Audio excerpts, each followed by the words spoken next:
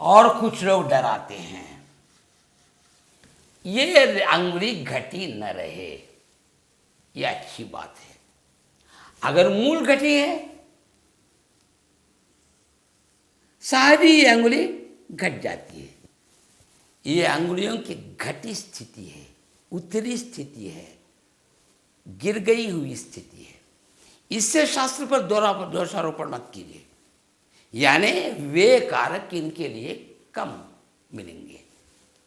कारक प्राप्त करने की अंगुली ग्राहक यंत्र वीक है, ढीली हो गई, गिर गई है, ग्रहण करने की शक्ति कम हो गई है। नहीं, मूल यथावत है, मगर ये इतनी घट गई कि इसके समान आ जाती है। डराना बहुत आसान है भैया। डराते हैं, इसकी संतान ही नहीं होती है। इतना डराना, सेंटिमेंट फील हो जाएंगे ना, डर जाएगी ना माँ, पुरुष डर जाएंगे ना। जिस स्त्री की संतान ही नहीं होती उस स्त्री को मैं क्या करूं, मेरा परिवार की वृद्धि हो जाए, एक बहुत बड़ी समस्या खड़ी होती है। ऐसे डरने की कोई ज़रूरत नहीं। एक सर्वे ने कहा कि ऐसा होने से संतान नहीं हो सकती है। कितने लोगों से सर्वे की वो? पूरे लोगों से नहीं। ये रेखाएं हैं क्या, योग्यता है क्या, कृपया इसे देखिएगा। अगर ये योग्यता है, यहां ये रेखाएं भी हैं, या किरण जैसी चलती हुई रेखाएं दिखाई पड़ी, तो देश का निवारण हो जाएगा। अगर सर्वे में दोष भी बताते हैं, वो दोष नहीं लगेगा, सुंदर संतान होगी आपकी। डरिए मत, ठीक है, निकाल दीजिए। भाई डराना है ना, कुछ लोगों को डराते हैं, कृपया डरिए मत। क्योंकि शास्त्र का अध्ययन जब करेंगे ऐसे उदाहरण मिलेंगे आपको। उदाहरणों को देखकर डरिए मत। क्या करूं, आंखें सामने दी गई हैं, भविष्य को देखिए क्या किया जाए संतान प्राप्ति के लिए। डराना, अरे डराने वाले पीछे बहुत रहते हैं। हाथी चलता है तो कुत्ते भी भौंकते हैं। कुत्ते के भौंकने से डरना नहीं चाहिए, खड़े हो जाइए। है समस्या, इस समस्या का हल किस प्रकार करो, उस प्रकार सोचिए। डराने वालों का काम डराना है, हमारा काम है निडर रहना। भीरुण मत बनिए। मध्यम अंगुली के मध्य पर्व पर, पहला पर्व, मध्य पर्व, तीसरा पर्व, पहला, दूसरा, तीसरा, अगर यहां कैंची का चिन्ह हो, गुणक चिन्ह हो, संतान होगी ही नहीं, ऐलान कर देते हैं। भाई सब लोग देखते हैं, उनको नहीं है, मैं धन्य हूं।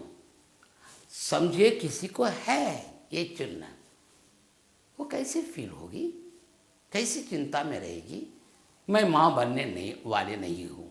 अगर ये चिंता लग गई, स्वास्थ्य बिगड़ जाता है, मृत्यु के निकट हो जाती है वो। ऐसा काम कृपया मत कीजिए। ये ऐसी रेखा किसी में दिखाई पड़ी तो चिकित्सा के लिए प्रयत्नशील रहिए कृपया। एक विश्वास कीजिए, यहां रेखाएं हैं, योग्यता है, गुण के चिन्ह हैं, रोक रही है, हां रोक रही है। शास्त्र बताया, शास्त्र का नियम है, शास्त्र शासन करता है कि संतान होना कठिन की बात है। कठिन को सुलभ कैसे बनाएं, जटिल को सरल कैसे, जटिल से सरलता की ओर चलिए। दो रेखाओं को देखिए कृपया जो शास्त्र बताते हैं। क्या ये रेखाएं हैं, या यम रेखाएं हैं, या किरण जैसी रेखाएं हैं? इनको भी तो संतान रेखा कहते हैं।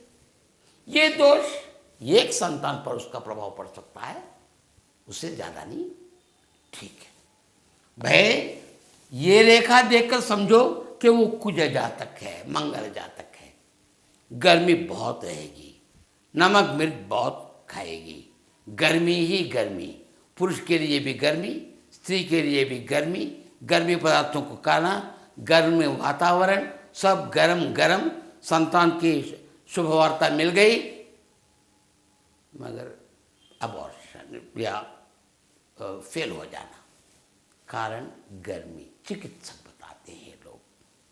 चिंता मत कीजिए। रेखाएं कितनी है? 3, अभी 2 है। चिंता करते बैठेंगे, समस्या का समाधान आपको नहीं मिलेगा। चिंताएं करने से अगर समस्या का समाधान मिल जाए, बस चिंता करते ही रहेंगे हम, बस खत्म हो गया, समस्या का समाधान मिल जाए। चिंता से समस्या का समाधान, चिंता के लिए चाहिए कि कैसी चिकित्सा लेने की आवश्यकता है, समाधान उसमें मिल सकता है। डॉक्टर के यहाँ चलिए, पूछिए कि क्या किया जाए, दवाएं देते हैं। फिर भी मत डरिए, अगर वो भी डराते हैं तो गोद ले सकते हैं।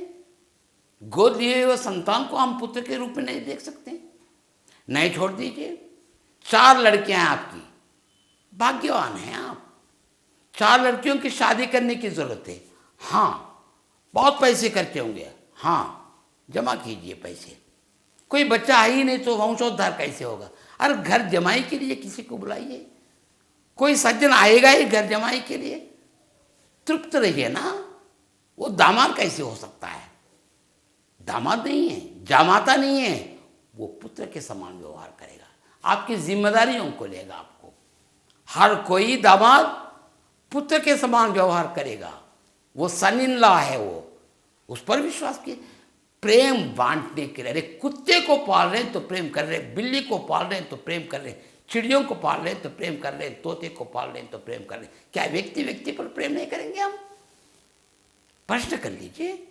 जो घर जमाई के लिए आते हैं, जो गोद आते हैं, उनका स्वागत कीजिए, बस समस्या का समाधान मिल जाएगा। ऐसा भी अगर नहीं मिलेगा, किसी अनाथ आश्रम चलिए, जो बच्चा आपके लिए पसंद मालूम पड़ा तो पूछिए संस्था से, इस बच्चे को मैं लेना चाहता हूं। संस्था कुछ डिमांड करती है तो दे दीजिए, लीजिए, प्रेम बढ़ जाएगा। उसकी कहानी जानने के बाद नाराज हुए तो बताइए आप ही। नाराज होने की जरूरत नहीं, तुम्हारे जन्म के पीछे कुछ रहस्य है, बाजार में फेंक कर जा रहे हैं। अगर विवाह के पूर्व ही गर्भवती बन जाए, अगर एक संतान को जन्म दे दें तो, या आक्रमण संबंधी से कोई संतान होने वाली है तो भी बाजार में फेंक दे रहे। सब लड़कियां हो तो एक लड़के को निकाल कर पर, कितना बुरा है। सरकार कह रही है कि स्त्री संतान का गौरव कीजिए, भ्रूण हत्या बेकार है। इतना बोम मारते हुए भी समाज आज भी ऐसी समस्याएं चल रही। कुत्ते खींच ले जा रहे हैं उस शरीर को, जीवित शरीर को, जीवित बच्चे को। बाकी लोग आंसू टपकाते हैं, मगर जिसने जन्म दिया उसके आंसू नहीं टपकाते हैं। काम तो करते हैं बुरा, अब आंसू भी नहीं बहाते उसके पीछे। है दिल है, उस स्थान पर कोई पत्थर रखा गया। ऐसा सोचेंगे तो समस्या ही नहीं आएंगी। समस्या आएगी भी तो समाधान मिल जाएगा, समाधान मिल जाएगा तो तृप्ति मिल जाएगी, तृप्ति रही संतोष, जन्म धन्य। मैं अपने जीवन को किस प्रकार धन्य बनाऊं?